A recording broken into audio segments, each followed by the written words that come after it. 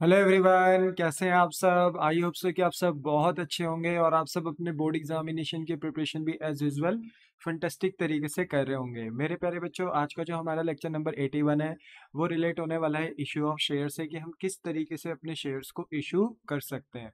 और आज हम बेटा कुछ न्यूमेरिकल क्वेश्चंस की भी प्रैक्टिस करेंगे, जहां से हमारा कंसेप्ट और ज़्यादा इस टॉपिक के अंदर क्या हो जाएगा, स्ट्रांग हो जाएगा। तो विदाउट एनी डिले चलिए स्टार्ट करते हैं अपना आज का लेक्चर।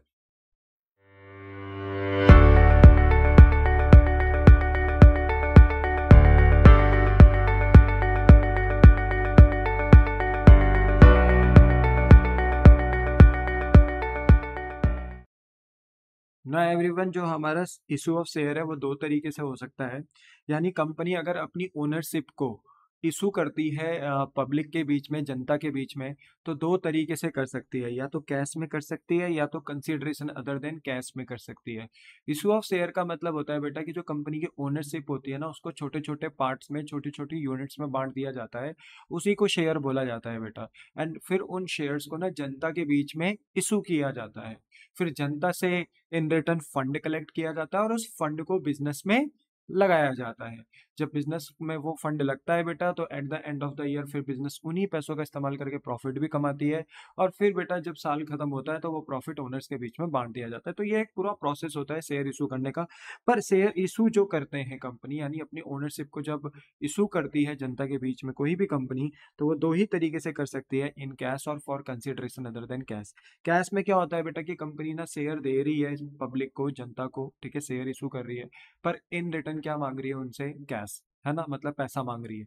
और दूसरी तरफ क्या होता है for consideration other than cash में, कि कंपनी ना शेयर इशू करती है पर बदले में कैश नहीं मांगती। बदले में ना कोई एसेट मांग लेती है जो अदर देन कैश होता है। जैसे बिल्डिंग मांग लिया, मशीन मांग लिया इन रिटर्न। ठीक है, मान लो किसी का हम बिजनेस बाय कर रहे हैं, तो हमने किसी का बिजनेस खरीदा बट उसे इन रिटर्न अपने कंपनी के क्या दिया, शेयर। तो शेयर दिए हमने पर उससे पैसा ना लिया, उससे क्या ले लिया, उसका बिजनेस ले लिया। या हमने कोई मशीन एक्वायर कर ली, फर्नीचर एक्वायर कर लिया, कोई बिल्डिंग एक्वायर कर ली, स्टॉक डेटर कुछ भी। मतलब कहने का मतलब है कि हम ना शेयर इशू कर रहे हैं पर कैश में नहीं कर रहे, for consideration other than cash में कर रहे हैं। यानी कंसिडरेशन में ना हमें कैश के अलावा कुछ और मिल रहा है। तो यहाँ पे ना जब कंपनी शेयर इशू करती है तो दो ही तरीके से कर सकती है, या तो कैश में या तो कंसिडरेशन अदर देन कैश में। बेटा कंसिडरेशन अदर देन कैश में अभी नहीं पढ़ाऊंगा, ये सबसे लास्ट में ये टॉपिक मैं आपके साथ छेड़ूंगा। अभी मेरा सारा का सारा जो कंसेप्ट है वो किस पे घूमेगा, कैश पे घूमेगा। यानी हम शेयर इशू कर रहे हैं किस पे, कैश में। अब आते हैं कि अगर हम शेयर इशू कर रहे हैं बेटा कैश में, तो ये ना हम दो तरीके से कर सकते हैं। एक कर सकते हैं लमसम में, एक कर सकते हैं इंस्टॉलमेंट में। बात करें बेटा लमसम की, तो लमसम में बेटा क्या होता है कि कंपनी शेयर इशू करती है और जो इशू का जो शेयर का प्राइस होता है बेटा, वो शेयर का सारा प्राइस एक ही कॉल में, सिंगल शॉट में जनता से लिया जाता है। मान लो एक शेयर 10 रुपए का है, तो हम 10 रुपए ना एक साथ ही जनता से मांगेंगे। हम जनता को बोलेंगे आप हमारे शेयर पकड़ो और पूरे के पूरे 10 रुपए एक ही बारी में, सिंगल शॉट में, एक ही कॉल में हमको दो। तो उसको कहते हैं लमसम। ठीक है। और इंस्टॉलमेंट में क्या होता है बेटा कि कंपनी ना एक साथ ना मांगकर पैसे टुकड़ों टुकड़ों में मांगती है, यानी पार्ट्स में, यानी इंस्टॉलमेंट में मांगती है। जैसे मान लो कि अगर किसी शेयर का प्राइस है 10 रुपए, 10 रुपए मतलब फेस वैल्यू, ओरिजिनल वैल्यू मान लो एक शेयर का है 10 रुपए। तो कंपनी ने कहा हम ना पहले आपसे 3 रुपए मांगेंगे, फिर हम आपसे 2 रुपए मांगेंगे, फिर हम आपसे 4 रुपए मांगेंगे, फिर हम आपसे 1 रुपए मांगेंगे। तो टोटल कंपनी ने 10 रुपए ही मांगा, पर टुकड़ों टुकड़ों में मांगा, यानी इंस्टॉलमेंट में मांगा। यहाँ पे जब कंपनी इंस्टॉलमेंट में बेटा फेस वैल्यू को मंगाती है, तो हर एक पार्ट को कॉल के नाम से बोलते हैं ना, इसको जाना जाता है। हर एक पार्ट को हम क्या बोलते हैं, कॉल। तो जो पहली कॉल है ना उसका नाम हम यहाँ एप्लीकेशन रखते हैं, दूसरी कॉल का नाम हम यहाँ अलॉटमेंट रखते हैं, तीसरी कॉल का नाम हम यहाँ फर्स्ट कॉल रखते हैं, चौथी कॉल का नाम सेकंड कॉल। अगर उसके बाद भी कोई कॉल है, थर्ड, फोर्थ, फिफ्थ। पर आपके सिलेबस में ना max to max second call तक ही होता है, तो इसलिए मैंने यहाँ पर सेकंड एंड फाइनल कॉल तक लिखा है। बट क्या होता है लमसम में, क्या होता है कि लमसम में एक ही कॉल में सारा पैसा मंगाया जाता है, सिंगल शॉट में। तो यहाँ पे ना एक ही कॉल होती है और उस कॉल का नाम होता है एप्लीकेशन एंड अलॉटमेंट। बोलो बात समझ में आई। तो अगर आप शेयर को इशू कर रहे हो कैश में, यानी कंपनी शेयर देगी जनता को और बदले में क्या लेगी, कैश। तो दो तरीके से वो कर सकती है, या तो लमसम या तो इंस्टॉलमेंट। लमसम में एक ही साथ पूरी फेस वैल्यू को मंगाया जाता है सिंगल शॉट में, एक ही कॉल में, जिसका नाम होता है एप्लीकेशन एंड अलॉटमेंट। पर इंस्टॉलमेंट में बेटा टुकड़ों टुकड़ों में मंगाया जाता है। तो पहला टुकड़ा जो होता है ना उसको एप्लीकेशन बोला जाता है, दूसरा टुकड़े को अलॉटमेंट, तीसरे टुकड़े को फर्स्ट कॉल, चौथे टुकड़े को सेकंड कॉल, उसके बाद भी कोई है थर्ड फोर्थ फिफ्थ। पर मैंने बोला ना आपके सिलेबस में सिर्फ सेकंड कॉल तक ही आता है, तो इसलिए मैंने यहाँ पे सेकंड एंड फाइनल कॉल लिख दिया। तो बोलो आपको बात समझ में आ गई? हाँ। अब चाहे आप लमसम में मंगा रहे हो, चाहे आप सारा पैसा एक साथ मंगाओ, चाहे आप सारा पैसा तोड़ तोड़ तोड़ के मंगाओ, आप चाहे पैसा कैसे भी मंगाओ बेटा, आप मंगा इसमें भी दो तरीके सकते हो, या तो पार या तो प्रीमियम, या तो पार या तो प्रीमियम। देखो दोनों में पार और प्रीमियम है। अब पार और प्रीमियम का मतलब क्या होता है कि मान लो एक शेयर ना बेटा 10 रुपए का है, 10 रुपए का, तो कंपनी मांग भी कितने रही है? 10 रुपए। तो शेयर 10 ही रुपए का है, और कंपनी जनता से भी कितना मांग रही है? 10 रुपए। तो इसका मतलब है कंपनी ने शेयर इशू करा है लमसम में, लमसम में एक साथ सिंगल शॉट में पैसा मंगा रही है, पर 10 रुपए के बदले कितने मंगा रही है? 10 ही रुपए मंगा रही है। इसको कहते हैं कि कंपनी ने शेयर इशू करा है लमसम में एट पार। क्या बोलते हैं? शेयर इशू करा है लमसम में एट पार। ठीक है। बट कंपनी कहती है कि हम लमसम में ही इशू कर रहे हैं, यानी सारा पैसा एक ही साथ मंगाएंगे। हमारा एक शेयर 10 रुपए का है, पर हम मंगाएंगे 12 रुपए। कितने मंगाएंगे? 12 रुपए।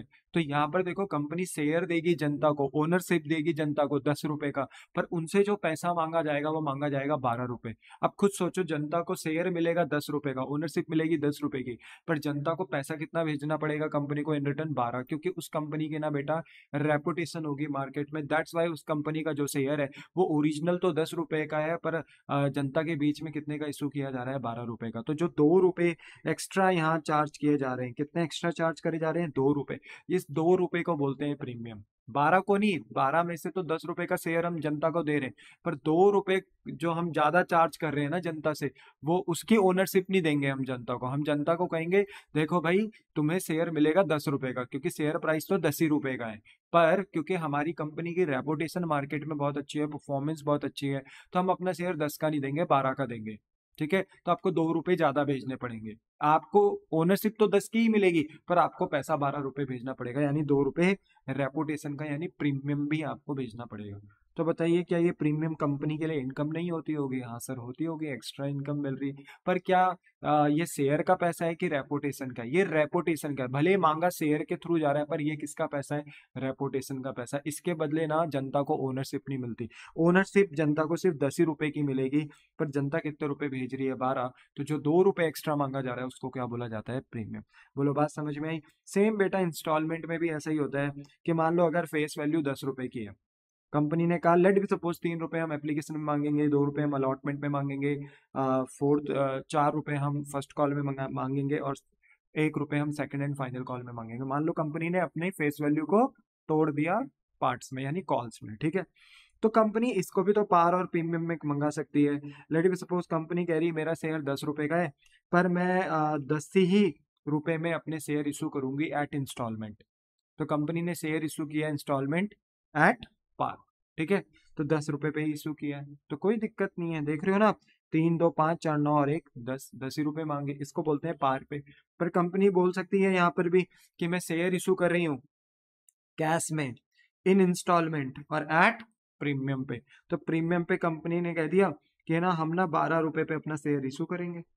भले ही ओनरशिप कितने की दी जाएगी, फेस वैल्यू कितनी की है शेयर की, ओरिजिनल प्राइस कितनी की है? 10 रुपए की, बट यहाँ पर जनता से जो पैसा मांगा जाएगा वो 12 रुपए मांगा जाएगा। तो बताओ जनता से कितना एक्स्ट्रा पैसा मांगा जा रहा है? 2 रुपए ना। वो किसका है? रेपुटेशन का। वो कंपनी की क्या बन जाती है? इनकम बन जाती है, क्योंकि कंपनी को ओनरशिप 10 रुपए की देनी है प्रत्येक शेयर पे, पर पैसा कितना मांग रही है कंपनी प्रत्येक शेयर पे? 10 रुपए नहीं, 12 रुपए। तो 2 रुपए जो एक्स्ट्रा कंपनी को मिल रहा है वो कंपनी का इनकम है। तो यहाँ पर प्रीमियम कितने रुपए का हो गया बेटा? 2 रुपए का हो गया। ठीक है। अब यहाँ पर मेरे बच्चे बात यह है कि बच्चे यहाँ पर ना एक ही चीज में कंफ्यूज होते हैं कि सर ठीक है चलो प्रीमियम है 2 रुपए का, एग्री। यहाँ पर भी लमसम में भी 2 रुपए का प्रीमियम था, एग्री। पर यहाँ पे तो सारा प्रीमियम एक ही साथ आता है, क्योंकि सारा का सारा पैसा एक ही कॉल में मंगाया जाता है, एप्लीकेशन अलॉटमेंट। तो प्रीमियम सारा का सारा यही आएगा। मैंने कहा हाँ, पर सर इंस्टॉलमेंट में तो आपने फेस वैल्यू के 4 पार्ट कर रखे हैं, 4 कॉल्स कर रखे हैं, तो बताइए प्रीमियम कहाँ पे होगा? क्योंकि यहाँ तो 4 कॉल्स हैं हमारे पास, है ना, application allotment, first call, second call. Sir premium कहाँ पे होगा? तो देखो अगर बताया ही नहीं जाता है ना, तो हम बाय डिफॉल्ट प्रीमियम को कहाँ ट्रीट करते हैं? अलॉटमेंट में ट्रीट करते हैं। क्यों करते हैं मैं ये आपको बाद में बताऊंगा, जब प्रीमियम का केस पढ़ाऊंगा मैं आपको, तो वहां पर बहुत अच्छे से बताऊंगा कि क्यों मेरे बच्चे की जब हम शेयर इशू करते हैं प्रीमियम में और जानकारी ना दी गई हो प्रीमियम की, तो प्रीमियम कहाँ ट्रीट किया जाता है अलॉटमेंट में। मैं इसका पूरा लॉजिक आपको जब टॉपिक आएगा मेरा इंस्टॉलमेंट एट प्रीमियम अभी आएगा, मैं इसी के ऊपर चर्चा करूंगा, तो वहाँ पे अच्छे से समझाऊंगा। पर अगर बताया ना हो कि प्रीमियम का होता है, तो बाय डिफॉल्ट प्रीमियम का होता है अलॉटमेंट में होता है। यानी आप 2 रुपए तो अलॉटमेंट में शेयर के तो मांग ही रहे हो, फेस वैल्यू तो 2 रुपए मांग ही रहे हो, पर यहाँ ना आप 2 रुपए प्रीमियम का अलग से मांगोगे, अलग से। समझ में आया? तो अब देखो 3 और अलॉटमेंट में टोटल कितना मांग रहे हो आप? 4, जिसमें 2 रुपए का प्रीमियम है। 4 और 3 कितना हो गया? 7, 7 और 4 11, और 11 और 1 12 हो गया ना 12।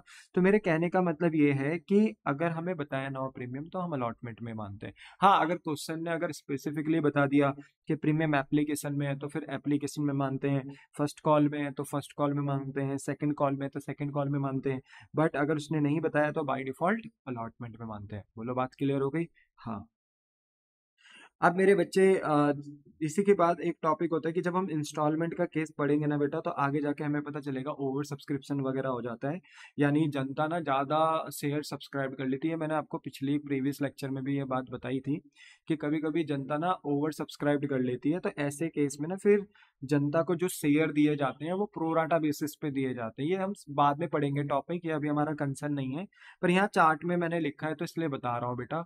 होता क्या है कि कंपनी मान लो लेट सपोज 10,000 शेयर इशू कर रही है, बट जनता ने ना कंपनी के शेयर सब्सक्राइब कर दिए 12,000 में। भी कंपनी ज़्यादा पॉपुलर होगी, रेपुटेशन मार्केट में अच्छी होगी, तो जनता ने 12,000 के शेयर सब्सक्राइब कर लिए। पर प्रॉब्लम यह है कि कंपनी 12,000 शेयर तो दे ही नहीं सकती, 10,000 शेयर दे सकती है। तो फिर यहाँ पे ना प्रोराटा किया जाता है शेयर का। यानी हर एक शेयर होल्डर को ना प्रोपोर्शनेटली शेयर दिए जाते हैं, है ना। प्रोपोर्शनेटली शेयर का मतलब है कि जितना जनता ने शेयर अप्लाई किया है उतना शेयर जनता को नहीं दिया जाता, सबको शेयर थोड़ा थोड़ा कम दिया जाता है। क्योंकि अब शेयर ना एडजस्ट करना होगा, क्योंकि सब्सक्राइब 12,000 किया है, पर इशू जो कंपनी ने शेयर करे थे, यानी कंपनी जो शेयर दे सकती है वो तो सिर्फ 10,000 दे सकती है। तो प्रोपोर्शनेट शेयर करना पड़ता है, उसको प्रोराटा बोलते हैं। मैं बाद में आपको बहुत अच्छे से पढ़ाऊंगा, ठीक है। तो यहाँ पे लिखा भी है कि pro rata of share means when share are oversubscribed on application. यानी जब कंपनी पहली दफा शेयर इशू करती है तो एप्लीकेशन के थ्रू करती है बेटा, है ना। और एप्लीकेशन में अगर शेयर ओवर सब्सक्राइब्ड हो जाए तो सेम फिर उसको एडजस्ट करा जाता है आगे की कॉल्स में। यानी कंपनी बोलती है कि जितना ज्यादा पैसा आपने हमें एप्लीकेशन में भेजा है, उतना ही पैसा आप हमें अलॉटमेंट या फर्स्ट कॉल में कम भेज देना। बट शेयर आपको 10,000 मिलेंगे, 12 नहीं मिलेंगे। शेयर एडजस्ट करे जाएंगे, यानी प्रोराटा शेयर का करा जाएगा, सबको शेयर थोड़ा थोड़ा कम दिया जाएगा। और फिर बोला जाएगा कि आपने जितने एक्सेस शेयर पे हमें पैसा दिया है ना, उतना पैसा हम आगे की कॉल्स में, लाइक अलॉटमेंट में भी हमने आपसे पैसा मंगाना है ना पब्लिक, फर्स्ट कॉल में भी मंगाना है, तो वहां पैसा क्या मंगा लेंगे आपसे? कम मंगा लेंगे। बात तो वही है ना।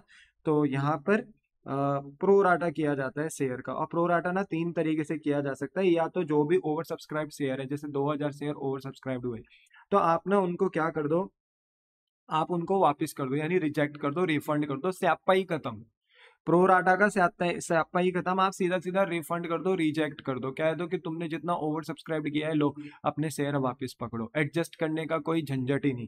सेकंड केस में है कि आप वापस मत करो, सारा का सारा एडजस्ट कर दो, बोल दो कि हम आपको प्रोपोर्शनेटली शेयर सबको कम देंगे, पर जितना आपने ज्यादा शेयर पे पैसा भेजा है हमको, उतना ही पैसा हम आगे की कॉल्स में, लाइक अलॉटमेंट, फर्स्ट कॉल, अगर इंस्टॉलमेंट का केस है, अलॉटमेंट फर्स्ट कॉल में हम उतना ही पैसा आपसे क्या मांगेंगे? कम। तो इसे कहते हैं एडजस्ट करना, प्रोराटा करना। तो प्रोराटा कर सकते हो, एडजस्ट कर सकते हो, या ऐसा कर सकते हो कि कुछ को एडजस्ट कर सकते हो। जैसे 2,000 शेयर ओवर सब्सक्राइब्ड हो गए थे, है ना, कंपनी ने 10,000 शेयर इशू करे, जनता ने 12,000 शेयर सब्सक्राइब्ड करे। ओवर सब्सक्राइब्ड कितने से हो गए? 2,000 से। तो कंपनी ने कहा 1,200 शेयर हम एडजस्ट कर देते हैं, 800 शेयर हम रिजेक्ट कर देते हैं। तो कुछ एडजस्ट और कुछ रिजेक्ट हो सकता है, तो वो भी हम कर सकते हैं। तो ये हमारा सिनारियो होता है।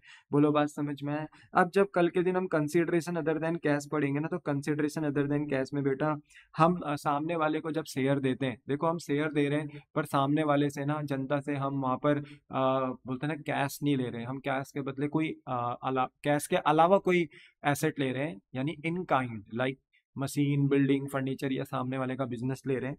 तो हम जब ना बेटा इस सिनारियो में शेयर को इशू करते हैं ना, तो पार में भी कर सकते हैं, प्रीमियम में भी कर सकते हैं और डिस्काउंट में भी कर सकते हैं, याद रखना। तो नॉर्मल जब हम शेयर को इशू करते हैं कैश में, चाहे वो लमसम हो इंस्टॉलमेंट हो, तो उसे दो ही तरीके से किया जा सकता है, पार या प्रीमियम। बट जब हम कंसिडरेशन अदर देन कैश में अपने शेयर इशू करते हैं ना, तो पार, प्रीमियम और डिस्काउंट में भी इशू किया जा सकता है, यानी यहाँ डिस्काउंट एक एक्स्ट्रा पॉइंट होता है। तो इसलिए हम सिर्फ कंसिडरेशन अदर देन कैश में ही डिस्काउंट पढ़ने वाले हैं। बाकी नॉर्मल इशू है कैश में, तो वहाँ हमारे पास पार का केस है, प्रीमियम का केस है, डिस्काउंट का केस नहीं है। आई होप सो कि आपको समझ में आ गया हो। कंसिडरेशन अदर देन कैश ये अभी नहीं पढ़ेंगे, ये सबसे मेरा लास्ट टॉपिक होगा, ये सबसे लास्ट में छेड़ूंगा बेटा मैं। तो मेरा गाड़ी सारा का सारा किस पे घूमेगा, कैश पे। तो मैं बेटा ना देखो, सबसे पहले मेरा जो न्यूमेरिकल स्टार्ट होगा ना, वो लमसम और इंस्टॉलमेंट से होगा, और उसमें भी मैं सबसे पहले इंस्टॉलमेंट को छेड़ूंगा। इंस्टॉलमेंट को क्यों? क्योंकि अगर आपको ना शेयर इशू इंस्टॉलमेंट में करने में आ गया, तो लमसम तो फिर आपके लिए हलवा हो जाएगा, क्योंकि लमसम में आपको एक ही कॉल में सारा पैसा मंगाना होता है। तो मेरा ना सबसे ज्यादा फोकस अभी किस पे होगा, इंस्टॉलमेंट पे। तो मेरा जो न्यूमेरिकल अब स्टार्ट जो मैं करूंगा इस लेक्चर में, वो करूंगा इंस्टॉलमेंट से। बोलो बात समझ में आ गई? हाँ। पर उससे पहले ना एक छोटा सा डिस्कशन मैंने आपके साथ करना है। एक इंपॉर्टेंट पॉइंट आपको रिमेंबर करना है while issue of share for subscription. देखो बेटा, जब कंपनी ना अपने शेयर इशू करती है, तो यहाँ पर आपको कुछ पॉइंट ध्यान में रखने हैं। बेटा देखो, जो कॉल्स होती है ना, जो कॉल्स होती है, जैसे मान लो कि लमसम है तो कोई प्रॉब्लम नहीं, क्योंकि सारा पैसा एक ही कॉल में मंगाते हो, एक ही सिंगल शॉट में मंगाते हो एप्लीकेशन एंड अलॉटमेंट में। बट अगर आप अपना पैसा टुकड़ों टुकड़ों में मंगाते हो, लाइक पहले टुकड़े को, पहले पार्ट को एप्लीकेशन बोलते हैं, दूसरे पार्ट को अलॉटमेंट, थर्ड पार्ट को फर्स्ट कॉल, चौथे पार्ट को सेकंड कॉल, है ना, ये मैंने अभी बताया था कि यहाँ पर आप जितने टुकड़े करोगे उनको आप नाम देते हो। अब इनको नाम क्यों देते हैं, एप्लीकेशन को एप्लीकेशन, अलॉटमेंट को अलॉटमेंट, फर्स्ट कॉल को फर्स्ट कॉल, सेकंड कॉल को सेकंड, अभी मैं समझा रहा हूँ, टेंशन मत लो। पर मैंने अभी आपको ये बता दिया कि टुकड़े होते हैं और उन टुकड़ों के अपने अपने नाम होते हैं, तो इसको इंस्टॉलमेंट बोला जाता है, ठीक है। फेस वैल्यू को छोटे छोटे पार्ट्स में डिवाइड कर दिया जाता है। तो मान लो कि अगर कंपनी कॉल्स मंगा रही है, like application, allotment, first call, second call, तो कह रहे हैं कि calls are made as per article of association. आपने अपने आर्टिकल ऑफ एसोसिएशन के अंदर, जो जहां पर आप अपने इंटरनल कंपनी के अंदर के जो रूल्स एंड रेगुलेशंस होते हैं उनको मेंशन किया जाता है, कहां पर, आर्टिकल ऑफ एसोसिएशन में।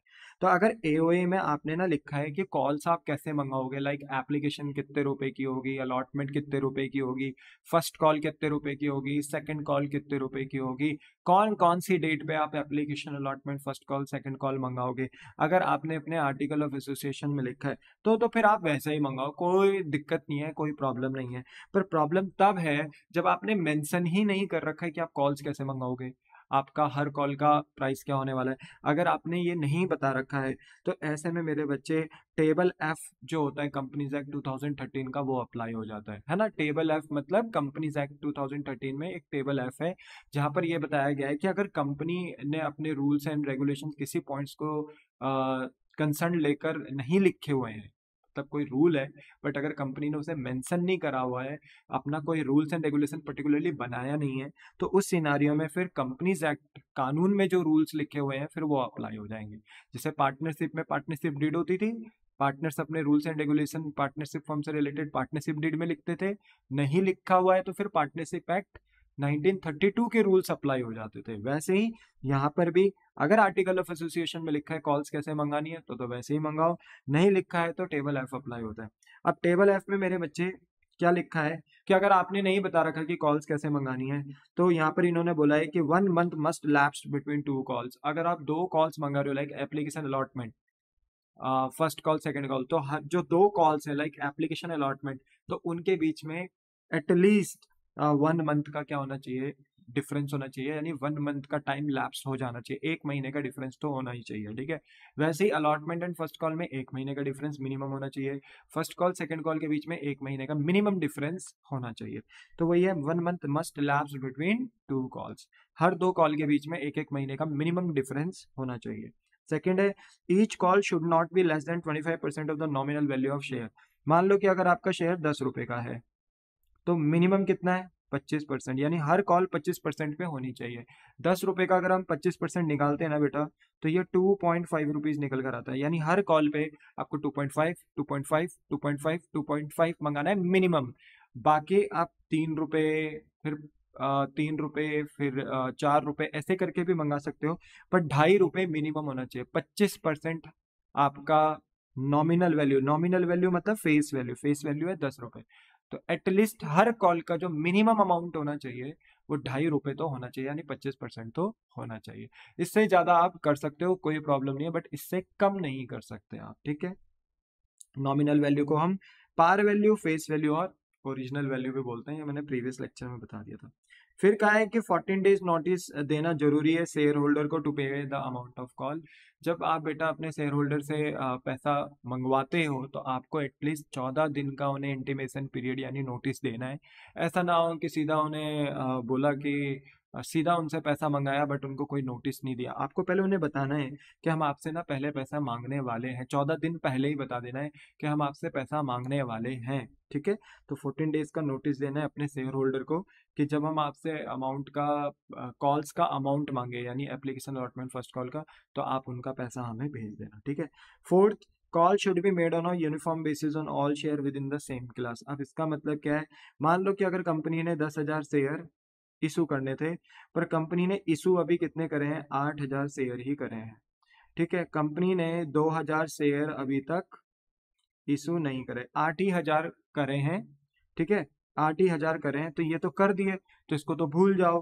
पर जो 2,000 शेयर कंपनी ने अभी तक इशू नहीं किए, तो भविष्य में क्या इसे इशू किया जाएगा? हाँ, भविष्य में इसे इशू किया जाएगा। तो जैसे आपने इन 8,000 में application allotment first call second call मांगी होगी, वैसे ही इन 2,000 शेयर में भी same application allotment first call second call मांगी जाएगी।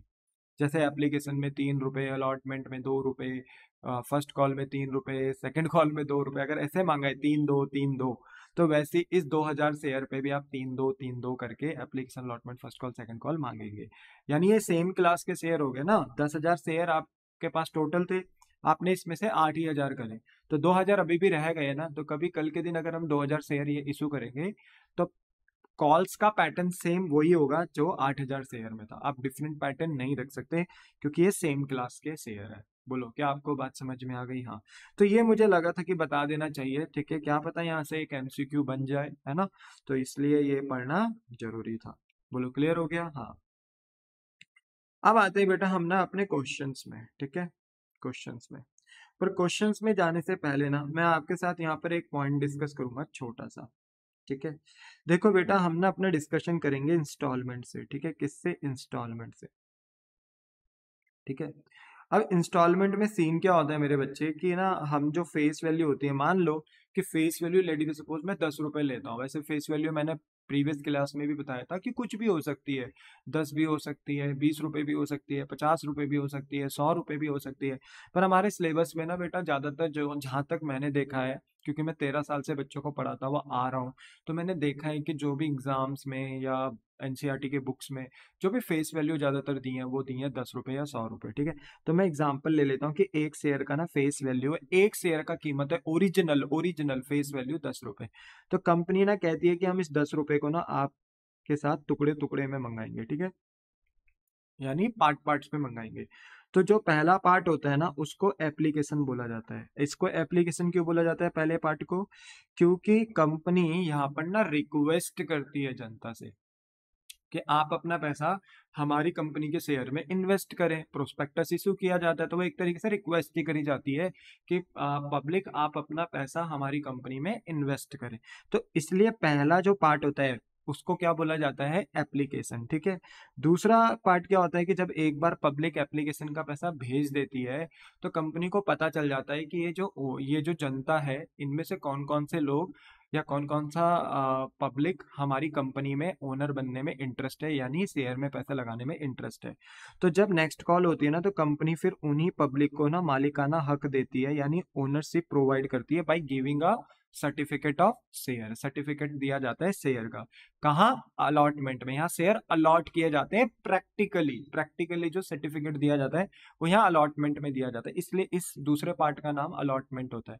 अब थर्ड और फोर्थ बेटा नॉर्मल पार्ट्स होते हैं, तो इसलिए ना इनको सिंपल फर्स्ट कॉल एंड क्या बोला जाता है, सेकंड कॉल बोला जाता है। ठीक है, तो ये इनके पीछे का लॉजिक होता है। बोलो बात समझ में? इसके बाद भी अगर आप कॉल मंगा रहे हो तो थर्ड, फोर्थ, फिफ्थ बोल सकते हो, पर सिलेबस में सेकंड कॉल तक ही होता है। ठीक है, बोलो बात समझ में आ गई आपको? हाँ, द आंसर इज यस। अच्छा, अब बात ये होती है कि ये ना हर एक पार्ट को हम कॉल बोलते हैं। क्या बोलते हैं? Call, call, call. ठीक है, ये सब कॉल होती हैं। तो पहली कॉल का नाम एप्लीकेशन, दूसरी कॉल का नाम अलॉटमेंट, एंड थर्ड कॉल का नाम first call, and fourth call का नाम second call, fifth call sixth call है तो आप उसको थर्ड कॉल फोर्थ कॉल बुला सकते हो। ठीक है, बोलो बात समझ में आ गई? हाँ। अब क्या होता है कि ना जो हर कॉल होती है ना बेटा, उसके होते हैं 2 स्लॉट्स, याद रखना। हर कॉल के कितने स्लॉट्स होते हैं? हर कॉल के होते हैं 2 स्लॉट्स। ठीक है, जैसे मैं एप्लीकेशन मंगा रहा हूँ। ठीक है, चलो मैं यहाँ पर बता देता हूँ कि एप्लीकेशन है मेरी, लेट बी सपोज 3 रुपए की, अलॉटमेंट है 2 रुपए का, फर्स्ट कॉल है मेरे पास 3 रुपए, एंड मान लो सेकंड कॉल है मेरे पास 2 रुपए का। तो हो गए ना टोटल? अगर हम इनका टोटल करते हैं तो ये टोटल कितना होता है? 10, यानी फेस वैल्यू के बराबर। तो हम हर एक शेयर पे एप्लीकेशन में कितना मंगाएंगे? 3, अलॉटमेंट में कितना मंगाएंगे? 2, फर्स्ट कॉल में कितना मंगाएंगे? 3, एंड सेकंड कॉल में कितना मंगाएंगे? 2। अब क्या है कि देखो जो हर कॉल होती है, यानी कोई भी कॉल हो बेटा, चाहे वो एप्लीकेशन अलॉटमेंट हो, फर्स्ट कॉल हो, सेकंड कॉल हो, हर कॉल के ना 2 पार्ट्स होते हैं, यानी 2 स्लॉट होते हैं। ठीक है, 2 स्लॉट होते हैं, हर कॉल के 2 स्लॉट होते हैं। ठीक है, 2 स्लॉट्स होते हैं, आपको इस बात को ध्यान में रखना है। ठीक है, 2 स्लॉट्स होते हैं। अब होता क्या है कि जो एप्लीकेशन का पहला स्लॉट होता है, कॉल का पहला स्लॉट होता है, उसको हम रिसीव बोलते हैं, और फिर सेकंड स्लॉट को हम ड्यू बोलते हैं। ठीक है, वैसे ही अलॉटमेंट का जो पहला स्लॉट होता है उसको बोलते हैं ड्यू, फिर नेक्स्ट वाले को बोलते हैं रिसीव, फिर फर्स्ट कॉल में भी सेम ड्यू, फिर रिसीव, फिर सेकंड कॉल में भी ड्यू, एंड फिर रिसीव। कहने का मतलब है मेरे बच्चे कि हर कॉल के अंदर 2 एंट्रीज पास होंगी, 2 एंट्री हर कॉल के अंदर। ठीक है, 2 स्लॉट्स होते हैं तो 2 एंट्री पास होगी एप्लीकेशन में, रिसीव एंड ड्यू, बाकी allotment first and second call. मतलब एप्लीकेशन के बाद कोई भी कॉल हो तो वहां स्लॉट रहता है due receive, due receive, due receive, due receive. सिर्फ एप्लीकेशन में चेंज होता है रिसीव एंड ड्यू। अब ऐसा क्यों होता है? देखो हर जगह पे तो due receive, due receive, due receive है, पर एप्लीकेशन में पहले रिसीव की एंट्री होती है, फिर ड्यू की एंट्री होती है। तो देखो पहले रिसीव का मतलब क्या होता है ये देख लो। रिसीव का मतलब होता है बेटा कि जब हम ना शेयर इशू करते हैं तो उसके बदले जो पैसा आता है ना कंपनी को, जो शेयर के रिस्पॉन्स में कंपनी के पास पैसा आता है, कंपनी पैसा रिसीव करती है, उसको रिसीव कहते हैं। पर जो ड्यू होता है ना, उसका मतलब होता है कि कंपनी ना जब शेयर का पैसा कॉल करती है, अभी मिला नहीं, कॉल करती है, तो उसे ड्यू बोला जाता है। यानी कंपनी ना शेयर का पैसा मंगवा रही है। और टेक्निकली ना ड्यू में क्या होता है कि ओनरशिप भी दी जाती है, मतलब कंपनी शेयर का पैसा मांग रही होती है तो वहीं पे कंपनी उन्हें ओनरशिप भी देती है। किनको? पब्लिक को। वैसे प्रैक्टिकली ओनरशिप तो अलॉटमेंट में दी जाती है, बट अकाउंटिंग के अंदर बेटा हम हर कॉल में ओनरशिप दे रहे होते हैं। अकाउंटिंग के अंदर रियलिटी में प्रैक्टिकली जो ओनरशिप दी जाती है वो अलॉटमेंट में दी जाती है, बट अकाउंटिंग में हर कॉल में हम ओनरशिप दे रहे होते हैं। तो जब ड्यू की एंट्री आएंगे ना बेटा, तो आप ये देखेंगे कि कंपनियां पैसा मंगा रही होती हैं और कंपनियां हैंड टू हैंड ओनरशिप दे रही होती हैं। फिर इन रिस्पॉन्स कंपनी पैसा क्या करती है बेटा? रिसीव करती है। क्या करती है? रिसीव करती है। तो रिसीव का मतलब है जो कंपनी ने शेयर इशू किया है उसका पैसा रिसीव करना। ड्यू का मतलब है शेयर के ऊपर पैसा मंगाना और अपने ओनर को ओनरशिप देना। बोलो क्या आपको बात समझ में आती है? तो एप्लीकेशन में पहले रिसीव की एंट्री इसलिए लगती है बेटा क्योंकि ना कंपनी को पता नहीं होता कि अगर हम जनता के बीच में शेयर इशू कर रहे हैं तो वो कौन सी जनता होगी या पब्लिक में से वो कौन से लोग होंगे जो मेरी कंपनी के शेयर खरीदने के इच्छुक होते हैं। मतलब कंपनी को पता ही नहीं है। तो कंपनी ना पहले एक बात ना यहाँ पर थोड़ा बोलती है कि थोड़ा पेशेंस रखते हैं, एक बार ना पैसा आ जाने दो, मतलब जनता से एक बार पैसा आ जाने दो, एक बार हम पैसा रिसीव कर लेते हैं। जैसे ही हम पैसा रिसीव कर लेंगे ना तो हम मान लेंगे कि हाँ हमें ना इन्हीं से ही पैसा मांगना था, यही हमारे ओनर है कंपनी के। तो फिर ड्यू कर देंगे, यानी इन्हें ओनरशिप दे देंगे। और जब अलॉटमेंट आएगी तो अलॉटमेंट में तो हमें पता ही है, यानी कंपनी को पता है कि पैसा अब किससे मांगना है। अब हम सारी जनता से, सारे पब्लिक से पैसा नहीं मांगेंगे, सिर्फ उन्हीं से मांगेंगे जिन्होंने एप्लीकेशन में पैसा लगाया था। तो अलॉटमेंट में ना कंपनी को पता चल जाता है कि हमें पैसा किससे मांगना है, तो वहां पर पहले ड्यू करते हैं, फिर रिसीव, फिर फर्स्ट कॉल में भी ड्यू, फिर रिसीव, सेकंड कॉल में भी फिर ड्यू, रिसीव, ये सिस्टम चलता है। क्योंकि एप्लीकेशन में पहली पहली दफा जब शेयर इशू करते हैं तो पता नहीं होता बेटा, इसलिए वहां पर कंपनी वेट करती है, कहती है एक बार पैसा रिसीव हो जाए फिर हम मान लेंगे कि इन्हीं से पैसा आया और इन्हीं को क्या दे देंगे, ओनरशिप दे देंगे। इसलिए एप्लीकेशन में पहले रिसीव और फिर ड्यू की एंट्री होती है। But allotment first call second call में कंपनी फैमिलियर होती है, पता रहता है कि कौन मेरे ओनर है, कौन हमारे यहाँ पर बोलते हैं ना शेयर होल्डर है। तो फिर उनसे due receive due receive due receive किया जाता है। पहले कॉल किया जाता है फिर पैसा मांगा जाता है, कॉल किया जाता है फिर पैसा मांगा जाता है। बोलो क्या आपको बात समझ में आ गई? हाँ। तो आप देख सकते हो जैसे ये इंस्टॉलमेंट का पार का कंसेप्ट है ना, हमने देखा था मेरे बच्चे कि इंस्टॉलमेंट में हम दो तरीके से इशू कर सकते हैं, पार और प्रीमियम। तो मेरा ना टॉपिक आज का पार का है, कल की क्लास में मैं प्रीमियम का कंसेप्ट लूंगा, आज की क्लास में मैं इंस्टॉलमेंट एट पार समझाऊंगा आपको, ठीक है बेटा।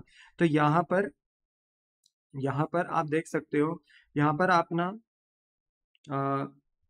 अगर क्वेश्चन देखो तो क्वेश्चन नंबर 1 आपको स्क्रीन पे दिख रहा होगा कि एबीसी लिमिटेड आपके पास ना बेटा दो एबीसी लिमिटेड आपके पास कंपनी है जो इशूड कर रही है 20,000 equity share. 20,000 equity share, share दो तरीके के होते हैं, प्रेफरेंस और इक्विटी। तो इन्होंने बता दिया कि हम 20,000 इक्विटी शेयर इशू कर रहे हैं और हर एक शेयर का जो फेस वैल्यू है वो है @10 ईच। ईच का मतलब क्या है कि हर एक शेयर का प्राइस कितना है बेटा, 10 रुपए, है ना। तो ठीक हो गया। बोर्ड ऑफ डायरेक्टर ने डिसाइड किया है कि हम कॉल मनी करेंगे एज फॉलो, यानी हम कॉल का पैसा कुछ इस तरीके से मंगाएंगे कि एप्लीकेशन यानी जो पहला कॉल होगा यानी जो पहला पार्ट होगा उसमें हम 4 रुपए मंगाएंगे 10 रुपए में से, ठीक है।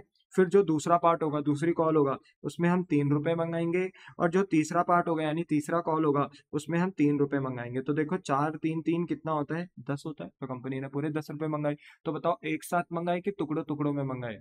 सर टुकड़ों टुकड़ों में। तो ये किसका केस बन गया, इंस्टॉलमेंट का। क्योंकि यहाँ पर कंपनी 10 के बदले 10 ही मंगा रही है, तो ये टॉपिक बन गया किसका, पार का। बोलो बात समझ में आई? पर सर आपने तो बताया नहीं कि एप्लीकेशन अलॉटमेंट फर्स्ट कॉल की डेट क्या क्या है। तो क्या दिक्कत है बेटा, डेट नहीं है तो हम ना सीरियल नंबर डाल देंगे। अगर डेट दी हुई होती तो फिर डेट के अकॉर्डिंग एंट्री पास करते, पर डेट नहीं दी है तो यहाँ पर हम सीरियल नंबर डाल देंगे, कोई टेंशन नहीं, ठीक है। वैसे रियल लाइफ में ना बेटा एप्लीकेशन अलॉटमेंट फर्स्ट कॉल की डेट्स अलग अलग होती हैं, ये याद रखना, ठीक है। यहाँ नहीं दी है, इट्स ओके, कोई बात नहीं।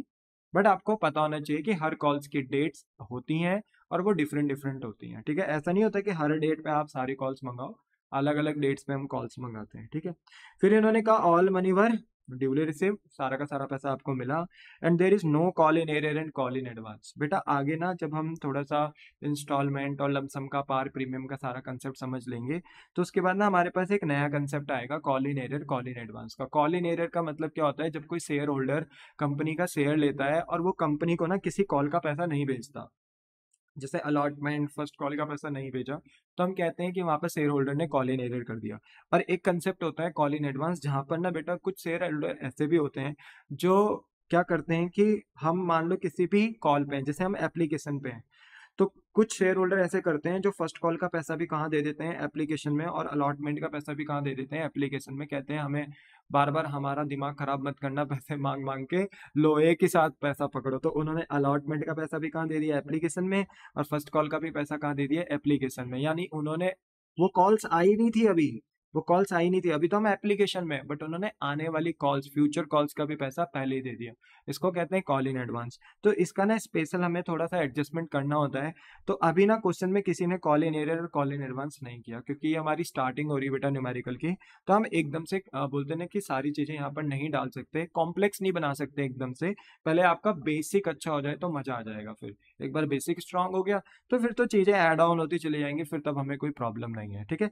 तो अभी कोई कॉल इन एरर और कोई कॉल इन एडवांस नहीं है। क्वेश्चन की डिमांड है जनरल एंट्री करो और प्रिपेयर करो balance sheet as per schedule 3 part 1।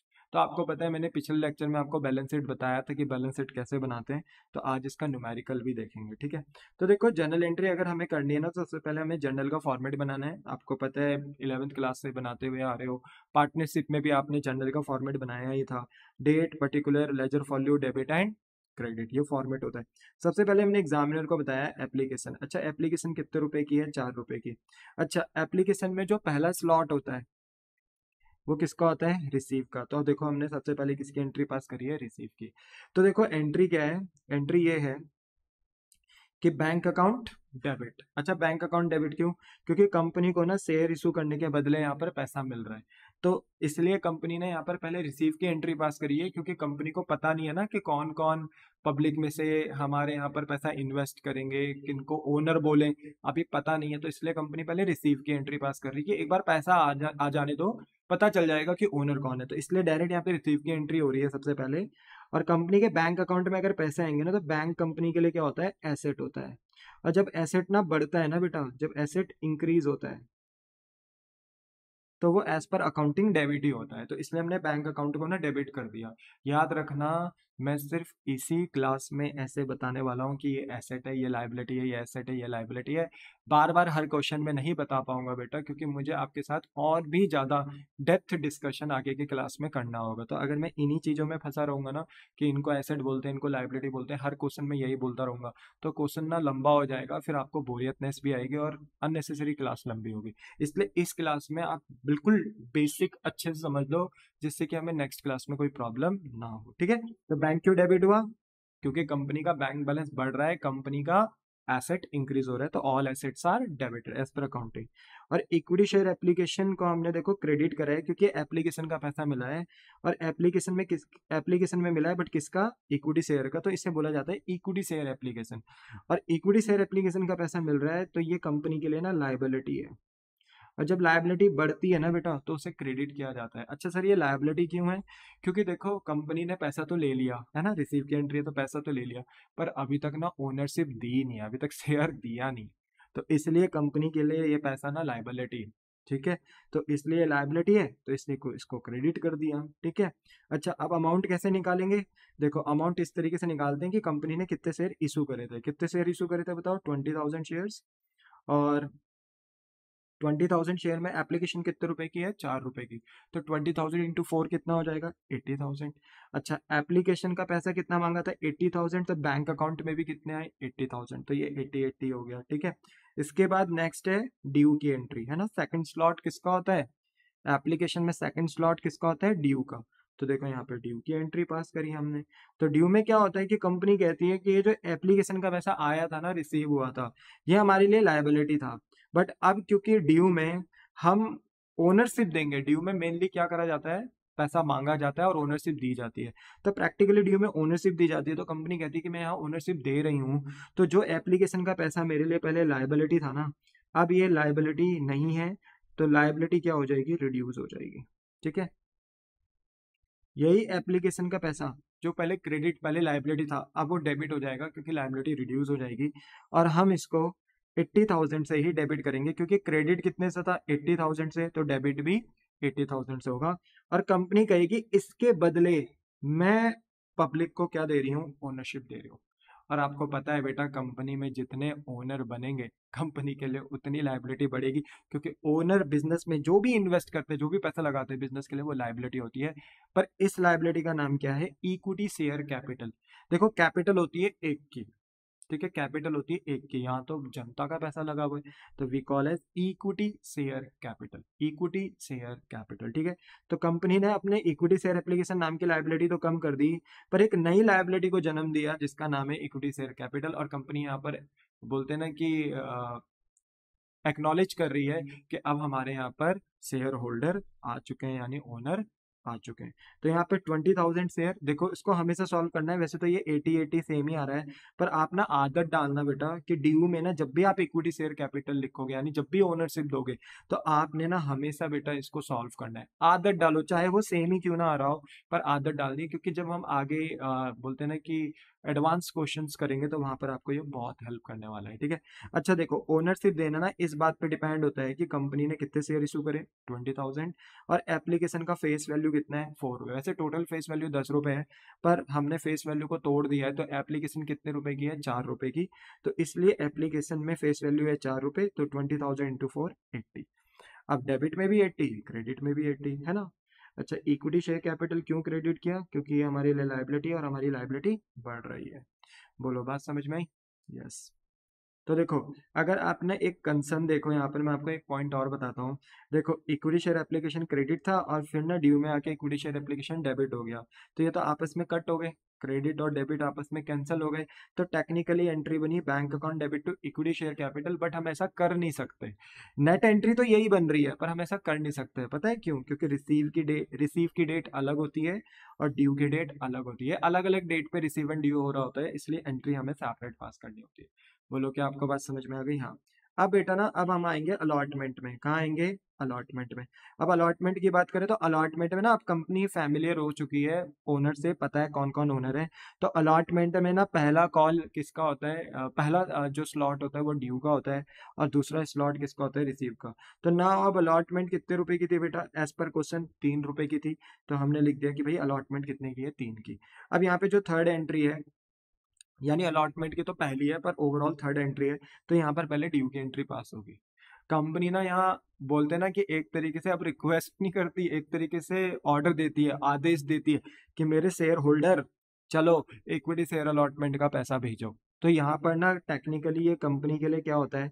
Asset होता है। कंपनी को पता है हमें ना इसका पैसा मिलेगा, तो यहाँ पर कंपनी ना इक्विटी शेयर अलॉटमेंट को एसेट दिखाती है, और जब एसेट बढ़ते हैं ना तो वो डेबिट होता है। तो equity share allotment account debit. अच्छा, कंपनी कह रही है कि हम आपसे पैसा मांग रहे हैं ड्यू में, तो हम आपको हैंड टू हैंड यहाँ पर क्या दे रहे हैं? ओनरशिप। ठीक है ना? जैसे हमने एप्लीकेशन के ड्यू में ओनरशिप दी थी, एप्लीकेशन के बदले ओनरशिप, वैसे ही अलॉटमेंट में हम अलॉटमेंट के पैसे के बदले यहाँ क्या देते हैं? हैंड टू हैंड ओनरशिप देते हैं, तो टू इक्विटी शेयर कैपिटल। अब आप ओनर बना रहे हो बेटा यहाँ पर, तो यहाँ पर बिजनेस के लिए लायबिलिटी बढ़ जाएगी। ठीक है? क्योंकि आप ओनर बना रहे हो, ओनर बना रहे हो, वो पैसा भेजेंगे। किसका पैसा भेजेंगे? अलॉटमेंट का। तो एक तरफ अलॉटमेंट आपका एसेट है और एक तरफ आप उन्हें ओनर बना रहे हो, तो वो आपके लिए लायबिलिटी है। तो एंट्री बनी equity share allotment account debit to equity share capital. अच्छा, सॉल्व किसको करेंगे? कह रहे यहाँ तो अमाउंट दिया है, इसको 2 मिनट के लिए इग्नोर कर दो। इक्विटी शेयर कैपिटल को हम सबसे पहले सॉल्व करेंगे। आदत डालनी है कि सबसे पहले किसको सॉल्व करेंगे? इक्विटी शेयर कैपिटल को। इक्विटी शेयर कैपिटल बस उसी बात पे डिपेंड करता है कि आपने शेयर कितने इशू करे हैं, 20,000। जनता ने, वैसे मेन सब्सक्राइब्ड होता है, ठीक है, पर यहाँ पे ये नहीं बताया कि जनता ने कितने सब्सक्राइब करे हैं। तो हम यही मानेंगे कि कंपनी ने जितने इशू करे हैं जनता ने उतने ही सब्सक्राइब करे हैं। तो जनता ने 20,000 शेयर पे ही पैसे भेजे हैं, तो 20,000 शेयर पे पैसे अगर भेजने हैं तो 20,000 इंटू 3 करेंगे तो कितना हो जाएगा? 60,000। तो हमने 60,000 की ओनरशिप दी और 60,000 रुपए हमने अलॉटमेंट में मांगा। तो एंट्री हो गई equity share allotment account debit to equity share capital 60,000 and 60,000। अब हमारा टाइम आएगा अलॉटमेंट के अंदर, नेक्स्ट एंट्री जो होगी वो होगी रिसीव की। अब रिसीव होगा तो कंपनी का बैंक बैलेंस बढ़ जाएगा, कंपनी के बैंक अकाउंट में अब पैसे आएंगे। पैसे आएंगे तो ऑल एसेट्स आर डेबिटेड। यहाँ पे एसेट्स हमारा बढ़ रहा है, तो ये हमारा डेबिट हो जाएगा। पर जो इक्विटी शेयर अलॉटमेंट हमारे लिए पहले क्या था? एसेट था, क्योंकि हमें इसका पैसा मिलना था। तो अब हमें इसी का पैसा मिल रहा है, तो जो हमारे लिए ये पहले एसेट था, अब ये एसेट हमारा रिड्यूस हो गया। ये एसेट हमारा रिड्यूस हो गया। और जब एसेट रिड्यूस होता है ना बेटा, देखो बढ़ता है तो डेबिट, पर जब घटता है ना तो क्रेडिट होता है। तो एंट्री होगी bank account debit to equity share allotment account 60,000 60,000, क्योंकि अलॉटमेंट में कितना था? 60। तो आएगा भी कितना अलॉटमेंट का पैसा? 60। तो बैंक में आपके 60,000 आ गए। फिर उसके बाद है बेटा आपकी फर्स्ट कॉल। अच्छा, फर्स्ट कॉल कितने रुपए की है? 3 रुपए की। और फर्स्ट कॉल में भी बेटा जो स्लॉट होते हैं वो होते हैं ड्यू एंड रिसीव के। अब सेम ही रहता है ड्यू रिसीव, सिर्फ एप्लीकेशन में चेंज होता है, रिसीव एंड ड्यू, याद रखना बस इसको। ठीक है? बाकी allotment, first call, second call, चाहे जितनी भी कॉल हो एप्लीकेशन के बाद, वहाँ पैटर्न बिल्कुल सेम रहता है, due receive due receive due receive. ठीक है? बोलो बात समझ में आई? पहले कंपनी पैसा मांगती है, फिर पैसा रिसीव करती है, पर एप्लीकेशन में पहले पैसे रिसीव होता है, फिर हम उनको ओनरशिप देते हैं। ये बात आपको ध्यान में रखनी है, भूलना मत। ठीक है? अच्छा, फर्स्ट कॉल 3 रुपए की है, और यहाँ पर जो एंट्री होगी पहली फर्स्ट कॉल की, ओवरऑल 5th है, पर फर्स्ट कॉल की तो पहली है, तो किसकी एंट्री होगी? यहाँ ड्यू की एंट्री होगी। कंपनी कहेगी, रिक्वेस्ट नहीं करेगी, अब आदेश ऑर्डर देगी कि मेरे शेयर होल्डर चलो पैसे भेजो। किसके? फर्स्ट कॉल के। तो ये कंपनी के लिए टेक्निकली क्या है? एसेट है, and all assets are debited, है ना? तो इक्विटी शेयर फर्स्ट कॉल को हमने अपना एसेट दिखाया, डेबिट दिखाया। पर यहाँ पर हैंड टू हैंड कंपनी अब क्या देगी? ओनरशिप देगी। और ओनरशिप देगी तो यहाँ पर कंपनी अपनी इक्विटी शेयर कैपिटल, अपनी कैपिटल इंक्रीज करेगी। और बेटा जब हम ना ओनर्स उनको बनाते हैं, यानी ओनरशिप देते हैं, तो बिजनेस के लिए ना लायबिलिटी बढ़ती है, क्योंकि ओनर जितने बिजनेस के अंदर इंक्रीज होंगे तो उतना कैपिटल इंक्रीज होगा। कैपिटल बिजनेस के लिए बेटा लायबिलिटी होता है, क्योंकि business and businessman both are separate to each other. Businessman जो भी पैसा बिजनेस में लगाता है, बिजनेस उसको कैपिटल बोलती है, वो इंटरनल लायबिलिटी होता है। तो इसलिए लायबिलिटी है बेटा, याद रखना, ठीक है। तो इन दोनों में से हम सबसे पहले किसको सॉल्व करेंगे, इक्विटी शेयर कैपिटल को। तो 20,000 शेयर कंपनी ने इशू करे, जनता ने कितने सब्सक्राइब करे, क्वेश्चन में नहीं बता रखा है बेटा, कहीं नहीं लिखा हुआ कि जनता ने कितने सब्सक्राइब करे, तो हम यही मानेंगे कि जनता ने पूरे पूरे शेयर 20,000 फुल्ली सब्सक्राइब्ड करे हैं, ठीक है। तो 20,000 इंटू 3, 20,000 शेयर जनता ने सब्सक्राइब करे, और कॉल कितने रुपए की है, 3 रुपए की फर्स्ट कॉल। तो 20 इंटू 3 60,000। तो ओनरशिप कितने से दी, 60,000 से। तो फर्स्ट कॉल का पैसा भी कितने से आएगा, 60,000 रुपए से आएगा। अब बेटा हम पैसा रिसीव करेंगे, तो रिसीव करने की एंट्री वही bank account debit to equity share first call account, bank account debit to equity share first call account. जो इक्विटी शेयर फर्स्ट कॉल आपका पहले एसेट था, अब वो आपका एसेट नहीं है, क्योंकि उसके पैसे अब आपको मिल रहे हैं। तो अब आपका ना एसेट डिक्रीज हो गया। अब जब एसेट डिक्रीज हो रहा है, तो उसे डेबिट से क्या कर रहे हैं, हम क्रेडिट कर रहे हैं, और उसके बदले पे अब हम किसको डेबिट कर रहे हैं, बैंक को, क्योंकि हमारे बैंक में पैसा आ रहा है। तो एंट्री हो गया bank account debit to equity share first call account 60,000 60,000। बस बेटा इसी के साथ आपका जर्नल खत्म होता है। बस यही एंट्री पास करनी थी। देखो था ना आसान, है ना आसान, ये चैप्टर ही बहुत आसान है, बस सिस्टमैटिक तरीके से पढ़ने की जरूरत है, ठीक है। बात करें बेटा बैलेंस शीट की, तो यहाँ पर ना बेटा अगर हम बैलेंस शीट प्रिपेयर करते हैं, तो सबसे पहले मैंने आपको फॉर्मेट भी पिछली क्लास में बताया था। सबसे पहले हम कंपनी का नाम लिखते हैं, कंपनी का नाम है एबीसी लिमिटेड। यह ऑप्शनल है, बट लिखना चाहो तो अच्छी बात है, कि इंप्रेशन एग्जामिनर के ऊपर पड़ जाएगा। Schedule 3 part 1 of companies act 2013। फिर इसके बाद बेटा बैलेंस शीट लिखा एज ऑन कर डेट हमें दी नहीं है यहाँ पर, तो हमने डैश डैश डैश कर दिया। ब्रैकेट में लिखा एक्सट्रैक्ट, एक्सट्रैक्ट का मतलब है हम कंपनी की प्रॉपर बैलेंस शीट नहीं बना रहे, बस शेयर कैपिटल के कंटेक्स्ट में हम बैलेंस शीट प्रिपेयर कर रहे हैं, बैलेंस शीट के एक पार्ट को समझा रहे हैं, ठीक है। तो यहाँ पर ना फॉर्मेट बनाया, फॉर्मेट क्या है, पर्टिकुलर नोट नंबर और अमाउंट। सबसे पहले हम लिखते हैं कंपनी की बैलेंस शीट में लाइबिलिटीज, जिसको लिखा जाता है इक्विटी एंड लाइबिलिटीज। फिर जब हम सारी लाइबिलिटीज को एक्सप्लेन करते हैं, तब नंबर आता है एसेट का। पार्टनरशिप में जो बैलेंस शीट बनती है वो हॉरिजॉन्टल बनती थी, याद है, आमने सामने, लाइबिलिटीज एसेट आमने सामने। या 11th क्लास में सोल प्रोप्राइटरशिप में भी आप ऐसी बैलेंस शीट बनाते थे। पर कंपनी की बैलेंस शीट ना बेटा वर्टिकल बनती है, पहले लाइबिलिटीज एक्सप्लेन होते हैं एंड देन फिर एसेट एक्सप्लेन होते हैं, ठीक है। तो जो लाइबिलिटीज है उसे रोमन नंबर में लिखा फर्स्ट इक्विटी एंड लाइबिलिटीज, और इसमें से सबसे पहले लाइबिलिटीज आती है वो आती है इक्विटी नेचर यानी इंटरनल लाइबिलिटीज, जिसको कहते हैं मालिकों का पैसा। और यहाँ पे मालिक यानी ओनर्स को बोला जाता है शेयर होल्डर फंड, क्योंकि यहाँ एक दो मालिक नहीं होते, कुछ गिने चुने ओनर्स नहीं होते, यहाँ पर इनफाइनाइट ओनर्स हो सकते हैं, तो इसलिए यहाँ पर इनको शेयर होल्डर बोला जाता है। तो शेयर होल्डर फंड, अब शेयर होल्डर फंड को हम क्लासिफाई करते हैं दो पार्ट्स में। जो मालिकों का पैसा होता है वो दो तरीके का बिजनेस के अंदर लगा होता है, एक शेयर कैपिटल और एक रिजर्व एंड सरप्लस। एक तो वो पैसा जो उन्होंने शेयर के रिस्पॉन्स में कंपनी को दिया है, कंपनी ने शेयर इशू करा और उन्होंने कंपनी को पैसा दिया, तो इसको कहते हैं शेयर कैपिटल। शेयर के बदले जो कंपनी के पास पैसा है, शेयर इशू करने के बदले जो कंपनी के पास पैसा है, उसको शेयर कैपिटल कहते हैं, ये मालिकों का पैसा है। और जो बिजनेस ने अपने पास प्रॉफिट बचा के रखा हुआ ना, वो प्रॉफिट भी कंपनी का नहीं है, ओनर्स का ही है, शेयर होल्डर का ही है, तो उसे बोला जाता है रिजर्व एंड सरप्लस। तो ये होते हैं अनडिस्ट्रीब्यूटेड प्रॉफिट्स, याद रखना। तो अनडिस्ट्रीब्यूटेड प्रॉफिट्स पे भी किनका हक होता है, ओनर्स का ही हक होता है, शेयर होल्डर का हक होता है, इसलिए दोनों पॉइंट आपके शेयर होल्डर फंड के अंदर आते हैं। इसमें ना बेटा हम शेयर कैपिटल को एक्सप्लेन करेंगे। शेयर कैपिटल का हमने बनाया नोट 1, वैसे यहाँ अमाउंट दिया है, अभी आप इसे भूल जाओ 2 मिनट के लिए, ठीक है। जब आप करोगे तो ये पता नहीं होगा, तो आपको ना यहाँ पर नोट नंबर लिखना है 1। आपको बस इसी का ही नोट्स टू अकाउंट्स बनाना है। तो हम नोट्स टू अकाउंट्स बनाएंगे, तो नोट्स टू अकाउंट्स में ना सबसे पहले हम एक्सप्लेनेशन देंगे किसका, शेयर कैपिटल का। 1 करके देखो, ये 1 करके शेयर कैपिटल का एक्सप्लेनेशन दे रहे हैं।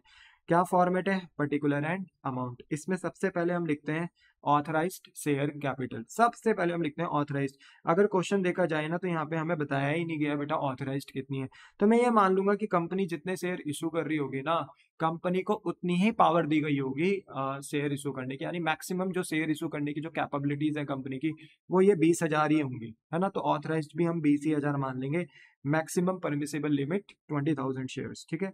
तो ऑथराइज शेयर कैपिटल लिख के 20,000 इक्विटी शेयर लिखेंगे, और हर एक शेयर कितने रुपए का, फेस वैल्यू 10 ईच, तो ये हो गया 2 लाख। 20,000 इंटू 10 2 लाख हो जाएगा, इसे डबल लाइन से क्लोज कर देंगे। फिर उसके बाद लिखेंगे इशूड शेयर कैपिटल।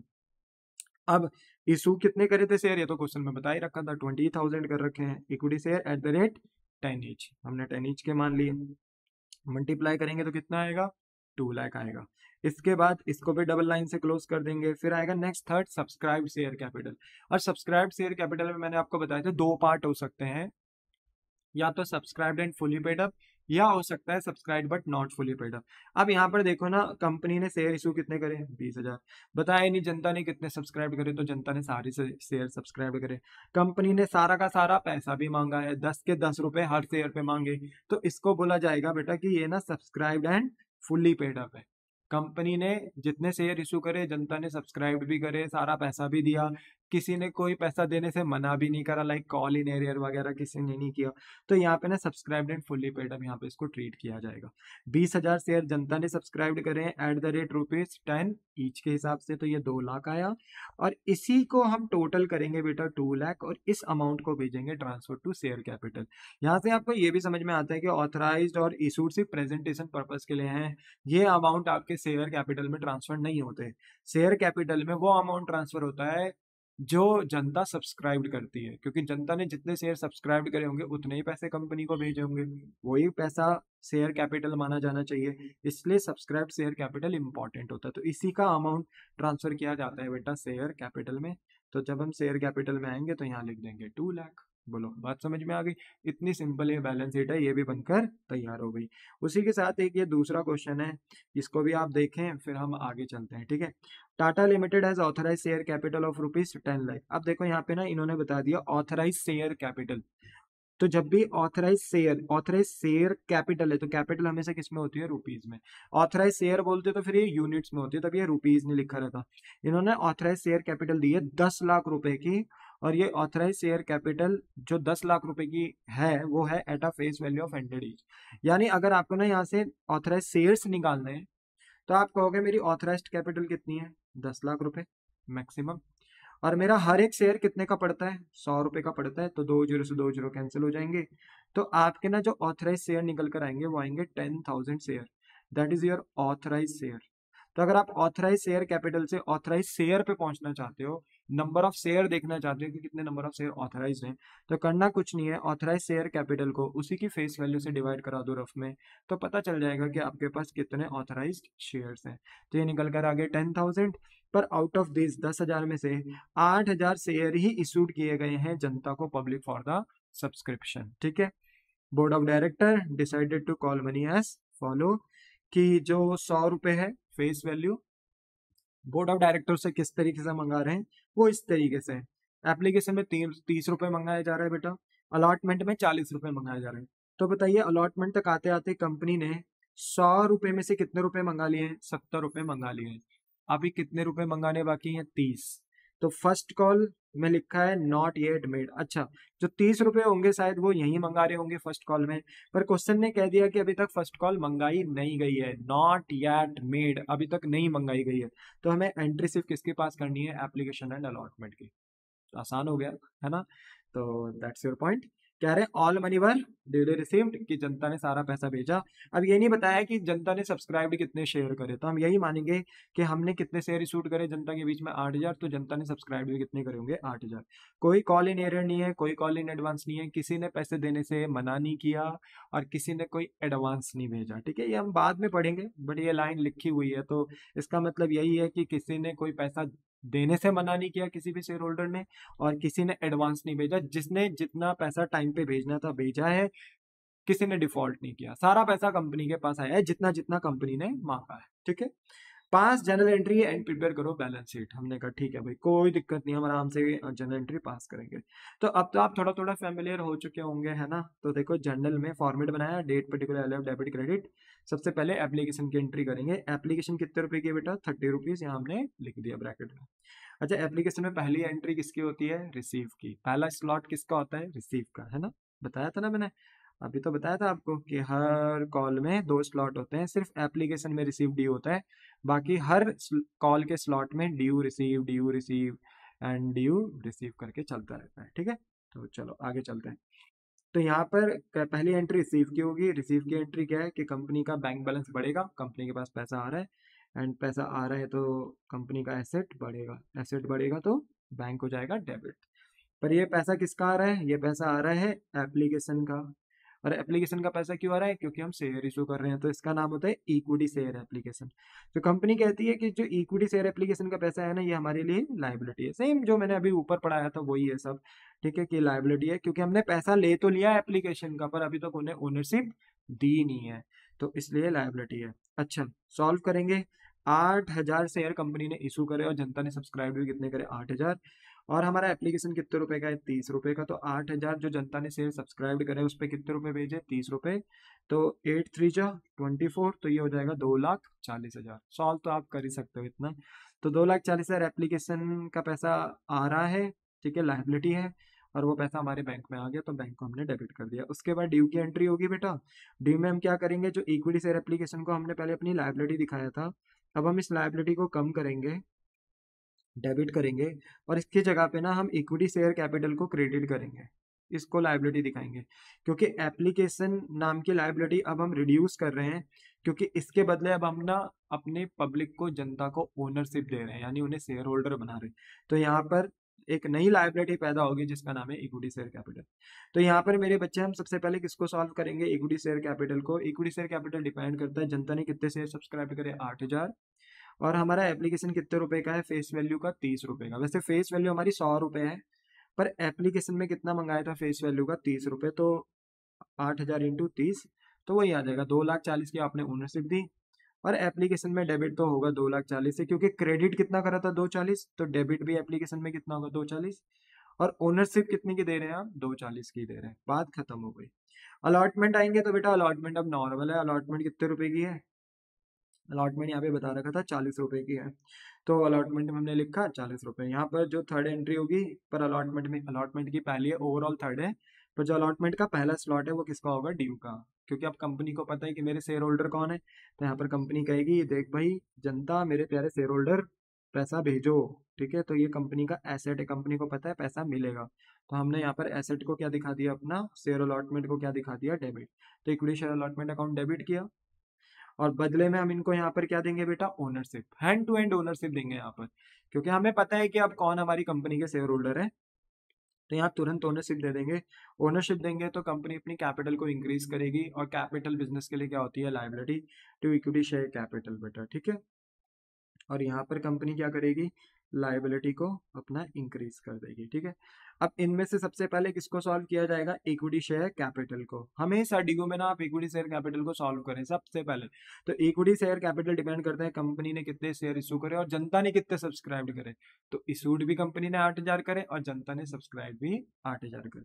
तो 8,000 जनता ने सब्सक्राइब करें तो 8,000 शेयर मल्टीप्लाई बाय हमारा अलॉटमेंट कितने रुपए का है? 40 रुपए का। तो 8,000 इंटू 40, 3,20,000, 3,20,000। क्लियर हो गया? 3,20,000 रुपए का कंपनी ने ओनरशिप दिया, लाइबिलिटी बढ़ाया कैपिटल के नाम से, और कहा जनता तुम्हें यही पैसा अलॉटमेंट में भेजना है। तो अलॉटमेंट को कंपनी ने क्या दिखाया? अपना एसेट। तो ये हो गया, ठीक है। नरेशन आप खुद भी कर सकते हो, देख सकते हो यहाँ पे अलॉटमेंट ड्यू हो रहा है, तो being equity share allotment money due. Next में रिसीव कर रहे हैं, ठीक है, तो रिसीव कर रहे हैं, तो जो इक्विटी शेयर अलॉटमेंट आपका पहले एसेट था ना, डेबिट था, अब वो क्या हो जाएगा? क्रेडिट, क्योंकि आपका एसेट रिड्यूस हो रहा है, क्योंकि इसके पैसे अब आपको मिल रहे हैं, तो ये डेबिट से क्रेडिट हो जाएगा। देखो डेबिट से क्रेडिट हो जाएगा, पर इसके बदले आपका क्या बढ़ गया? बैंक बैलेंस बढ़ गया, तो बैंक अकाउंट डेबिट, ठीक है। तो एंट्री हो गई bank account debit to equity share allotment, क्योंकि बैंक बढ़ा है तो बैंक आपका क्या है? एसेट, ठीक है। तो ये एंट्री हो गई। बोलो क्या आपको बात समझ में? नरेशन हो गया being equity share allotment money receive. तो याद रखना नरेशन में कोई दिक्कत नहीं है, एप्लीकेशन के जो रिसीव की एंट्री उसकी narration being equity share application money receive, और ड्यू की नरेशन होगी being equity share application money due, और अलॉटमेंट की ड्यू की एंट्री होगी being equity share allotment money due, और रिसीव की एंट्री होगी बेटा अलॉटमेंट की being equity share, sorry narration होगी being equity share allotment money receive. तो कोई इसमें प्रॉब्लम नहीं है, आप नरेशन खुद से भी यहाँ पर लिख सकते हैं। बोलो क्लियर हो गया? तो देखो मैंने हर एक चीज का ना आपको मीनिंग समझाया है, कि मैंने क्यों आइटम को डेबिट किया है, क्यों क्रेडिट किया है, सब चीजें मैंने आपको बताई हैं। तो नेक्स्ट लेक्चर में मैं इतना डीप नहीं बताऊंगा बेटा, तो इसलिए आप इस लेक्चर को बहुत अच्छे तरीके से बार बार देख लेना, जिससे कि आपको कोई प्रॉब्लम ना हो। तो देखो एंट्रीज तो हमारी हो गई, अलॉटमेंट तक ही हमें एंट्री पास करनी थी, क्योंकि कंपनी ने फर्स्ट कॉल नहीं मांगा। तो जब फर्स्ट कॉल मांगा ही नहीं अभी तक, नॉट येट मेड है ना, नॉट येट मेड है, तो हमें फर्स्ट कॉल की एंट्री पास करनी ही नहीं है। अब हम बैलेंस शीट बनाएंगे बेटा। तो सबसे पहले हम कंपनी का नाम लिखेंगे, हमारी कंपनी का नाम है टाटा लिमिटेड, तो हम यहाँ लिखेंगे टाटा लिमिटेड, वही schedule 3 part 1 of companies act 2013, balance sheet as on और ब्रैकेट में एक्सट्रैक्ट, ठीक है। पर्टिकुलर नोट नंबर और अमाउंट, सबसे पहले हम लिखेंगे इक्विटी एंड लायबिलिटीज, इसमें सबसे पहले लिखेंगे हम शेयर होल्डर फंड, है ना। शेयर होल्डर फंड के अंदर 2 पॉइंट्स आएंगे, share capital and reserve and surplus. सबसे पहले हम शेयर कैपिटल को एक्सप्लेन करेंगे by giving a note number 1। तो हम नोट्स टू अकाउंट्स में सबसे पहले सॉल्व करेंगे शेयर कैपिटल को, और यहाँ पे हम सबसे पहले बेटा फॉर्मेट बनाएंगे पर्टिकुलर अमाउंट, और इसमें सबसे पहले लिखेंगे ऑथराइज शेयर कैपिटल। क्या इस क्वेश्चन में ऑथराइज शेयर कैपिटल दे रखी है? हाँ, 10 लाख रुपीज दे रखी है ऑलरेडी। पर अगर हम नंबर ऑफ शेयर में कन्वर्ट करना चाहें तो मैंने बता दिया था कि 10 लाख को 100 रुपीज से आप डिवाइड कर दो तो आपको ऑथराइज शेयर पता चल जाएंगे। तो मेरे ऑथराइज शेयर कितने निकल कर आ रहे थे? 10,000, है ना। तो 10,000 इक्विटी शेयर, और हर एक शेयर मेरा कितने का? 100 ईच का। तो ये ऑथराइज्ड है, मैक्सिमम लिमिट है, तो ये हो गया 10 लाख। पर कंपनी ने शेयर इशूड करे हैं तो इशू शेयर कैपिटल। और इशू कितने करे थे कंपनी ने शेयर? इशू कितने करे थे? सिर्फ 8,000। तो 8,000 शेयर इशू करे थे, तो यहाँ पे लिखेंगे 8,000 equity share at the rate, her share की फेस वैल्यू कितनी है? 100। पर अभी तक कंपनी ने कितना कॉल्ड किया है? 70। सर आपने पहले क्यों नहीं लिखा था? पिछले क्वेश्चन में तो कॉल्ड अप वॉल्ड अप कुछ नहीं लिखा आपने, क्योंकि पिछले क्वेश्चन में ना हम पूरा ही पैसा मांग रहे थे। यहाँ पर क्या हुआ कि बेटा यहाँ पर ना हमने 100 रुपये का हमारा शेयर है, पर अभी तक हमने अलॉटमेंट तक 70 ही रुपये मांगे। तो यहाँ पे मेंशन करना पड़ता है कि कंपनी ने कॉल्ड कितने करे हैं? 70 रुपये करे। तो 8,000 की मल्टीप्लाई ना 70 से होगी, ना कि 100 से होगी। सर ऐसा ऑथराइज में क्यों नहीं करा? क्योंकि ऑथराइज में मैक्सिमम लिमिट है, तो उसको मैक्सिमम फेस वैल्यू से दर्शाया जाता है। पर इशूड में ना हमें ये बताना पड़ता है कि कंपनी ने अपना 8,000 शेयर 100 रुपये पे इशू किया है, पर मांगा अभी तक कितना है? कॉल्ड अप कितना किया है? 70 किया है। तो 8,000 की मल्टीप्लाई 70 से करोगे तो कितना आएगा? 5,60,999 से क्लोज कर देंगे। इसके बाद आता है सब्सक्राइब शेयर कैपिटल। अब बताओ, सब्सक्राइब शेयर कैपिटल के 2 पार्ट होते हैं, subscribe and fully paid up, subscribe but not fully paid up. तो देखो कंपनी ने ना 100 के बदले कितने मांगे? सिर्फ 100 के बदले कितने मांगे? अभी 70 ही रुपए मांगे, 30 रुपए फर्स्ट कॉल के तो मांगे ही नहीं। इसका मतलब है कंपनी ने अभी शेयर के ऊपर सारा पैसा नहीं मांगा। तो जब कंपनी ने शेयर के ऊपर सारा पैसा नहीं मांगा तो जनता ने भी सारा पैसा नहीं दिया है, इसलिए इसको बोला जाएगा subscribe but not fully paid up, ठीक है। तो 8,000 इक्विटी शेयर पे हर शेयर 100 रुपए का है, पर जनता ने अभी तक दिया ही कितना है? 70, क्योंकि कंपनी ने मांगा ही कितना था? 70, तो जनता ने दिया भी 70 ही है। तो 8,000 की मल्टीप्लाई कराएंगे 70 से तो ये 5,60,000 आएगा। इसी का टोटल करा जाएगा बेटा, और इसी को शेयर कैपिटल में भेज दिया जाएगा। तो ये शेयर कैपिटल में चला गया 5,60,000। बोलो क्या आपको बात समझ में आई? हाँ। उसी तरीके से एक ये थर्ड क्वेश्चन भी है गैलेक्सो लिमिटेड, इसको भी देख लो, फिर आज का लेक्चर यहीं खत्म करते हैं बेटा। गैलेक्सो लिमिटेड ने इशूड करे हैं 50,000 शेयर, ये नहीं बताया इक्विटी है कि प्रेफरेंस, तो ना बताया जाए तो इक्विटी ही मानते हैं बेटा, ठीक है। तो गैलेक्सो लिमिटेड ने इशूड करे हैं 50,000 इक्विटी शेयर 10 ईच के। बोर्ड ऑफ डायरेक्टर ने डिसाइड किया कि हम कॉल मनी करेंगे कुछ इस तरीके से, कहा एप्लीकेशन अलॉटमेंट में 7 रुपये मांगेंगे। अब देखो एप्लीकेशन अलग और अलॉटमेंट अलग होती है, पर यहाँ पर कंपनी ने क्या कर दिया, एप्लीकेशन अलॉटमेंट एक ही कॉल बना दी, एक ही कॉल बना दी। कहा आप रिक्वेस्ट, बोला कि आप ना हम आपसे रिक्वेस्ट भी यही कर रहे हैं पैसा भेजने की भी, कि आप जनता पैसा हमें भेजिए। हम एप्लीकेशन भी यही कर रहे हैं, रिक्वेस्ट भी यही कर रहे हैं, और आपको हम ओनरशिप भी यही देंगे पहले ही कॉल में। इसलिए इसका नाम रख दिया एप्लीकेशन एंड अलॉटमेंट। तो ये एप्लीकेशन अलॉटमेंट 7 रुपए की हो गई और फर्स्ट कॉल 3 रुपए की होगी। तो फेस वैल्यू को 10 रुपए को टुकड़ों टुकड़ों में मांगा जा रहा है तो ये इंस्टॉलमेंट ही ना? हाँ सर। तो इंस्टॉलमेंट के अकॉर्डिंग ये एंट्री पास करेंगे। All money were duly received का कोई कॉल इन एरर और कोई कॉल इन एडवांस नहीं हुआ है, ठीक है, वेरी गुड। का जनरल एंट्री पास करो, बैलेंस शीट बनाओ। सबसे पहले एंट्री हम करेंगे किसकी? एप्लीकेशन अलॉटमेंट की। ये एक ही कॉल है, अलग अलग नहीं है, एक ही कॉल है, और दोनों की कॉल मिला के ये कितना हो गया? थोड़ा सा मिस्टेक हुआ है बेटा, ये 70 नहीं है, ये ना आपका 7 रुपये, ठीक है। हाँ, तो एप्लीकेशन अलॉटमेंट आपकी कितने रुपए की है? 7 रुपए की है, तो वही रिसीव की एंट्री होगी एप्लीकेशन अलॉटमेंट, क्योंकि ये पहली कॉल है ना, कंपनी को पता नहीं होता कि कौन हमारी कंपनी में ओनर बनने में इंटरेस्टेड है, तो पहले कंपनी यहाँ रिसीव करेगी। तो bank account debit to equity share application and allotment. पूरा लिखेंगे यहाँ पर, क्योंकि यहाँ पे एप्लीकेशन ही नहीं है, यहाँ अलॉटमेंट दोनों एक साथ मिक्स हो रखी है, तो इसलिए equity share application and allotment. तो 5,000 कितने शेयर इशू करे थे? 50,000 शेयर इशू करे थे कंपनी ने। तो जनता ने सब्सक्राइब भी 50 ही करे होंगे, क्योंकि क्वेश्चन में कोई गाइडेंस नहीं है कि जनता ने कितने सब्सक्राइब करे।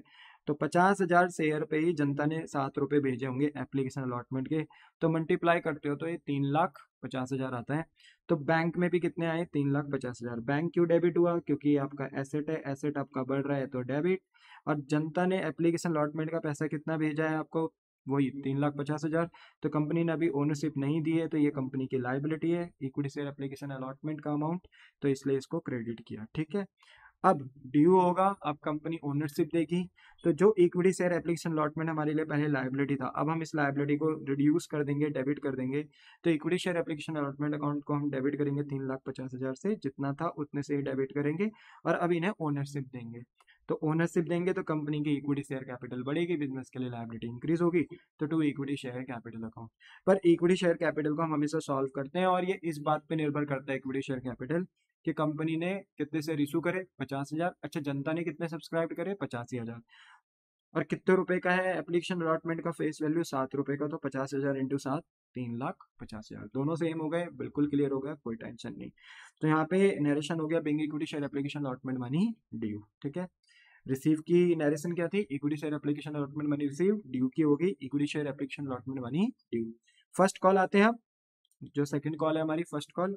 फर्स्ट कॉल में कितने रुपए मंगा रहे थे? 3 रुपए। तो यहाँ पे हमने 3 रुपए लिखा। इसमें पहली एंट्री किसी करेंगे आप? ड्यू की, क्योंकि अब कंपनी को पता है मेरी कंपनी के शेयर होल्डर कौन है। तो यहाँ पर पहले आप ड्यू होगी, कंपनी पैसा मांगेगी। तो कंपनी बोलेगी मेरे प्यारे शेयर होल्डर्स पैसा भेजो, किसका? फर्स्ट कॉल का। तो equity share first call company के लिए क्या बनेगा? Asset, and all assets are debited. पर इन रिटर्न कंपनी यहाँ पर इनको हैंड टू हैंड क्या देगी? ओनरशिप भी देगी, क्योंकि ड्यू का स्लॉट ओनरशिप का ही होता है, तो यहाँ ओनरशिप भी देंगी। तो कंपनी को ना अपना यहाँ पर इक्विटी शेयर कैपिटल क्या करना पड़ेगा? इंक्रीज करना पड़ेगा, यानी अपनी लायबिलिटी इंक्रीज करनी पड़ेगी। तो यहाँ इक्विटी शेयर कैपिटल को क्यों क्रेडिट किया जा रहा है? क्योंकि कंपनी के लिए लायबिलिटी बढ़ रही है। ठीक है, अब इन दोनों में से सबसे पहले किसको सॉल्व करेंगे? इक्विटी शेयर कैपिटल को सॉल्व करेंगे। 50,000 इंटू 3, तो कितना आएगा? 1.5 लाख। अब जितनी ओनरशिप दी है उतना ही पैसा कंपनी एक फर्स्ट कॉल में मांगेगी, तो डेबिट में भी 1,50,000 दिया है। फिर कंपनी पैसा रिसीव करेगी, तो रिसीव की एंट्री हो गई बैंक अकाउंट डेबिट, और कंपनी का बैंक बैलेंस बढ़ रहा है, तो कंपनी का एसेट बढ़ रहा है, क्योंकि बैंक कंपनी के लिए क्या होता है? एसेट होता है ना। तो एसेट जितना बढ़ता है डेबिट होता है, तो बैंक अकाउंट डेबिट हो गया।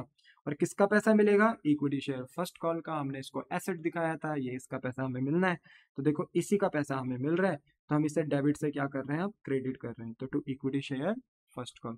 बताइए फर्स्ट कॉल में कितना पैसा आना था? 1.5 लाख। तो 1.5 लाख को क्रेडिट किया, और वही पैसा हमारे बैंक में भी आ गया 1.5 लाख रुपए। नरेशन हमने करा फर्स्ट कॉल की ड्यू का being equity share first call money due, और रिसीव का हमने नरेशन करा being equity share first call money received. इसके बाद बेटा हम बैलेंस शीट बनाएंगे। सबसे पहले हम कंपनी का नाम लिखेंगे, कंपनी का नाम है गैलेक्सो लिमिटेड। ठीक है, गैलेक्सो लिमिटेड। उसके बाद हम बैलेंस शीट का schedule third part first companies act 2013 लिखेंगे। बैलेंस शीट लिखेंगे, एजॉन लिखेंगे, एक्सट्रैक्ट लिखेंगे, फॉर्मेट बनाएंगे, पर्टिकुलर नोट नंबर और अमाउंट। सबसे पहले बेटा हम लायबिलिटीज मेंशन करेंगे, इक्विटी एंड लायबिलिटीज, और इसके अंदर सबसे पहले हम अपने ओनर्स का फंड यानी शेयर होल्डर फंड मेंशन करते हैं। सबसे पहले हमारे पास आएगा share capital and reserve and surplus. Share capital को एक्सप्लेन करा जाएगा नोट्स टू अकाउंट्स में, यानी नोट नंबर 1 में। तो हम नोट्स टू अकाउंट्स लिखेंगे, पहला नोट टू अकाउंट बनाएंगे जो कि है शेयर कैपिटल। इसका फॉर्मेट है पर्टिकुलर अमाउंट। इसमें भी बेटा हमारे पास 3 तरीके की कैपिटल है, authorise share capital, issued share capital और सब्सक्राइब शेयर कैपिटल। तो ऑथराइज शेयर कैपिटल ना इस बात पे निर्भर करती है कि कंपनी ने ना कितने शेयर इशू करे। तो कितने शेयर इशू करे, सॉरी कितने शेयर इशू करे थे? 50,000। अब बताया तो है नहीं ऑथराइज कितने, तो जितने इशूड करे हैं ना इसी को ही हम ऑथराइज मान लेंगे। तो यहाँ पर हम 50,000 इक्विटी शेयर को ऑथराइज मानेंगे। इनको हमने इशू किया था @10 ईच, तो ये हो गया 5 लाख। इसे डबल लाइन से क्लोज कर देंगे। फिर आएंगे इशूड शेयर, इशूड भी 50,000 है।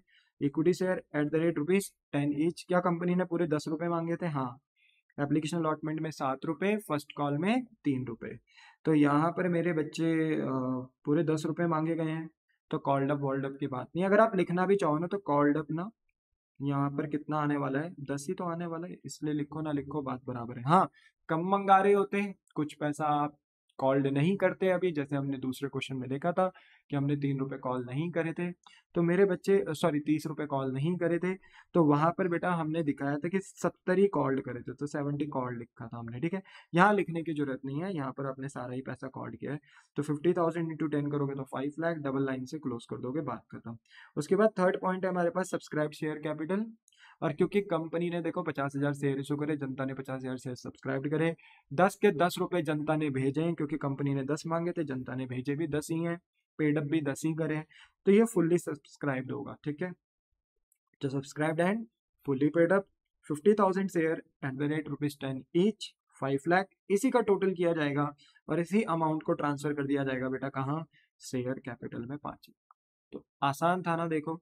तो इसलिए ये क्वेश्चंस आज हमने जो करे हैं बेटा इशू ऑफ शेयर के, वो इंस्टॉलमेंट से रिलेटेड करे हैं। किससे रिलेटेड करे हैं, इंस्टॉलमेंट से रिलेटेड। और आज की क्लास में हमने पार्ट निपटा लिया, कल की क्लास में यानी जो नेक्स्ट मेरा लेक्चर होगा उसमें मैं प्रीमियम निपटा दूंगा, तो हमारा ये कंसेप्ट बिल्कुल क्लियर हो जाएगा।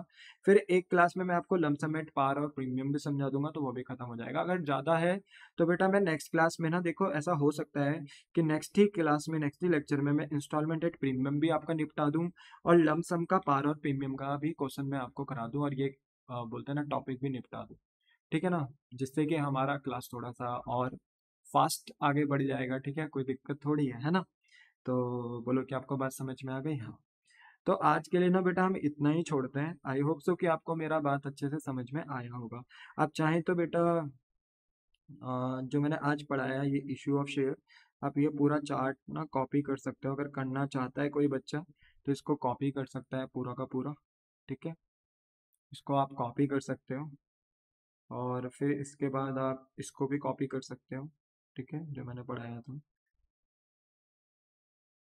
उसके बाद आप इंस्टॉलमेंट एट पार पे आ जाओ, ये आपका पहला क्वेश्चन है, ठीक है। इंस्टॉलमेंट एट पार का ये क्वेश्चन है आपका, ठीक है। इसको कॉपी कर लेना, ये इसका आंसर है, ठीक है।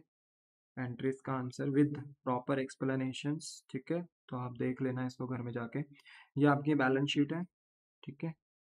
बैलेंस शीट भी कॉपी कर लेना आप, ठीक है। ये आपका सेकंड क्वेश्चन है, कॉपी कर लेना इसको, ये इसका आंसर है, ठीक है। और ये इसकी बैलेंस शीट, ठीक है। ये बैलेंस शीट है और ये नोट्स टू अकाउंट्स है, तो इसको देख लेना।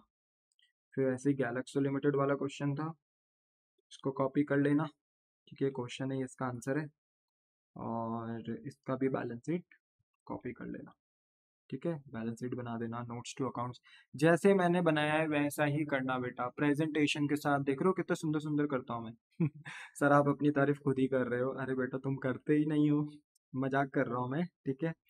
अगर मेरी तारीफ करनी है तो कमेंट सेक्शन में कर सकते हो, ठीक है, मुझे कोई प्रॉब्लम नहीं, ठीक है। चलो आगे चलते हैं। तो इसी के साथ में बेटा देखो ये पॉइंट हमारा समझ में आ गया सारा का सारा। बाकी आपका अगर कोई डाउट हो तो वीडियो के अपलोड होते तो साथ ही आप कमेंट सेक्शन में अपने डाउट पूछ सकते हो। और मेरे बच्चे जिस तरीके से मैंने चीज़ों को प्रेजेंट किया है ना, जिस तरीके से एंट्री पास करी है, जिस तरीके से बैलेंस शीट बनाई है, उसी तरीके से आपको भी यहाँ पर काम करना है, ठीक है। एग्जामिनर को एक मौका तक मत देना कि वो आपके मार्क्स काट सके, ठीक है। तो मिलता हूँ बेटा मैं अब आपको नेक्स्ट लेक्चर में। हो सके तो इस वीडियो को ज़्यादा से ज़्यादा लाइक शेयर सब्सक्राइब करें बेटा, अपने क्लासमेट्स के बीच में, अपने फ्रेंड्स के बीच में आप इस वीडियो को ज़्यादा से ज़्यादा लाइक शेयर सब्सक्राइब करवा सकते हो। और इससे ना मुझे बहुत मोटिवेशन मिलेगा बेटा, क्योंकि आपके चेहरों पे और उन बच्चों के चेहरों पे जब मैं स्माइल देखूंगा ना, जो भी मेरे इस लेक्चर को पढ़कर कुछ ना कुछ गेन करेंगे, तो वो मेरे लिए out of the world, out of the box ही होगा, ठीक है ना। मैं उसको वर्ड्स में एक्सप्लेन नहीं कर सकता। तो मिलता हूँ आपको नेक्स्ट लेक्चर में मेरे बच्चे। अब टाटा बाय बाय, sayonara।